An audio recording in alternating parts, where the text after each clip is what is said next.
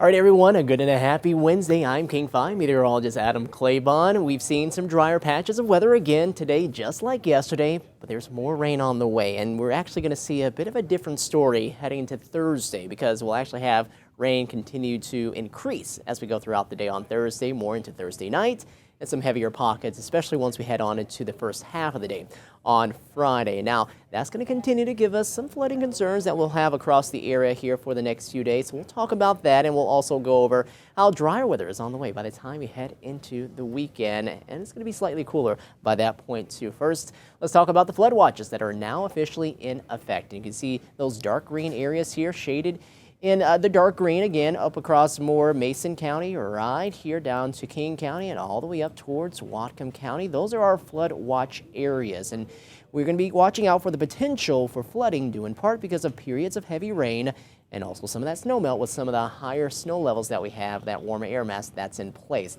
To go along with that, we do have an avalanche warning. That's only going to be until about 5 or 6 o'clock here later into the evening. We'll see how much more the National Weather Service wants to extend that, or if they allow it to expire. Don't just completely think that there's no avalanche concern at all at that point. We still have an avalanche concern. It's just not looking like it's going to be quite as high for a wide spread of area. So keep that in mind as well. And then for the rain that we've seen here and some of our rivers, well, we do have flood warnings out. That includes the Snohomish River near Monroe, Skycomish River near Gold Bar, Tolt River, as well as the Snoqualmie River near Carnation and near Snoqualmie Falls. That's where we have minor flooding for the time being. Only spot where we have moderate flooding will be around the Snohomish River at Snohomish right now. So if you live near there, definitely keep an eye out for things here as we head on into the evening. But again, we've had this longer stretch of dry weather, and that's kind of helped us out from really seeing anything becoming too excessive as far as the flooding is concerned. All right, check this out right here. Some of the rainfall totals for today. I want to point out one in particular up this way around Bellingham, coming in at about 1.25 inches. And the daily record for today at about 1/2 inch. So that is a new daily record. We hit an old daily record down around Hoquiam yesterday, coming in at about 1 inch today. Yesterday, we picked up over 2 inches of rain. So quite the difference here this afternoon. The rest of us anywhere between about 1/10 up to about 1/2 inch. Tomorrow, rain at times. Again, could be a little heavy, and we do expect the heaviest to come in late tomorrow night and into the first half of the day on Friday. But you can see forecast is trending drier by the second half of the day on Friday, and then drier as we head into the weekend, and a bit cooler too. All right, this way towards Westport, South Coast. We got hit with so much rain yesterday. Today, still wet, just not quite as wet. In Bellingham, after seeing some of the high totals we had earlier into the morning, things have dried out for a lot of the evening hours, and we'll see more rain on the way as we head on into the overnight hours. Let's go on that side here in Granite Falls, looking a little wet there, and then here around Seattle too, 56 degrees with some light showers around and more to come. South winds currently coming in at about 13 miles per hour for you. We'll keep those temperatures around the low to mid 50s here as we head on into more of the evening. The overnight, only low 50s and upper 40s, so not cooling down all that much.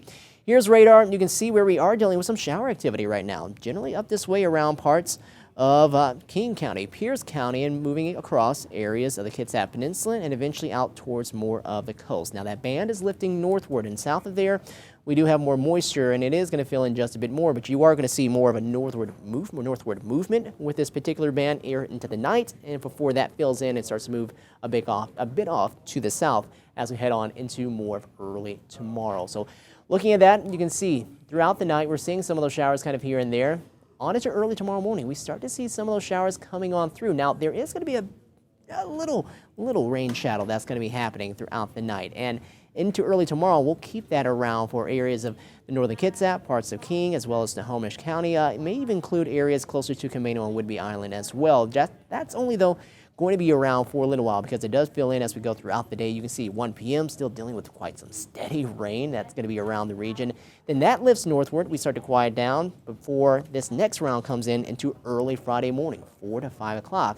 And that's going to keep that really steady and some heavier pockets of rain in place. And check out what's happening as we go later on into the day on Friday. That's 10 o'clock. We're starting to see a little more of that blue popping up across the North Cascades as colder air tries to arrive and lower those snow levels here as we head later on into the day. A lot of the moisture is gone before we really start to lower those snow levels into Friday night and into the day on Saturday, so really don't expect a whole lot of snow with that as it pushes on through.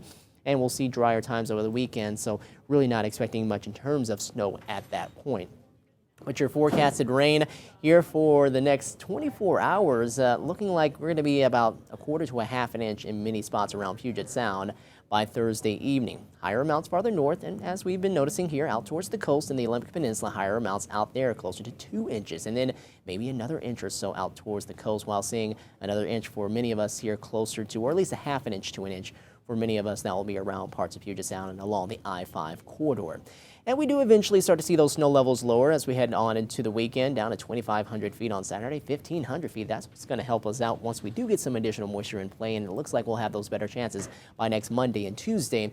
But as we look at what's happening and what's ahead here over the weekend, you see things are drying out. A lot more of that active weather staying well off to the north and to the west, up there across parts of the Gulf of Alaska. And you can see on that snow finding its way all the way down into parts of the Gulf of Alaska, and eventually really being more directed up across southeast Alaska and heading into British Columbia. That's where the majority of the moisture is going to stay here as we head throughout the weekend hours, or the weekend time.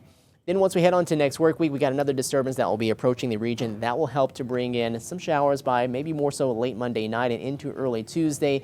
We'll keep those showers around into Tuesday and expect more rain as we head on into maybe early Wednesday, kind of some showers and sun breaks. We'll see if we can get any additional moisture in play, because definitely we could use that to help to produce a bit more of that snow for the mountains. Just not looking like it is going to be a whole lot, as a lot of the active weather stays off to our north. For tonight, upper 40s and lower 50s, so not much of a cool down here as we head throughout the overnight hours. And then highs tomorrow, we'll stay in the low 50s up here around Orcas Island and Anacortes. Mount Vernon, mid-50s for us as we top off at 56. Arlington up to 56 with mid-50s around Oak Harbor. Monroe up to 57 degrees. Kingston hitting a high at 57, 58 in Paulsville. We'll see highs around the upper 50s and low 60s down here. Puyallup and Eatonville hitting the 60-degree mark and seeing more 60s down the I-5 corridor through Centralia down to Longview. 50s out towards the coast and seeing more of those 50s around Neah Bay, Claylock, and around Hump Tulips. Your forecast here over the next 7-day stretch, we're going to keep things nice and quiet here as we head on into the weekend. It's just really the next couple of days that we have to keep the rain gear nearby, and I would say especially throughout the daytime hours tomorrow and the first part of the day on Friday. Those are going to be your wetter times still yet ahead for us before the drier times and the cooler times come around as we head on into the weekend, and we keep an eye out for more of the wet weather to come back around heading on into next work week. But we mentioned there are a few flood warnings that are out there. Don't want to completely dismiss those. Do be careful and keep an eye out for those water levels if you are anywhere near the rivers we mentioned earlier. And at the same time, too, make sure that you're also being cognizant of what could potentially be an issue, such as some of the rock slides we've had before in the North Cascades. We've also seen some mudslides and such around the area back to last week. So all of that is still at play, but it's just not going to be of high concern to us. Okay, everyone, well, take care, enjoy, and stay dry here into your Wednesday night, and we'll talk to you soon.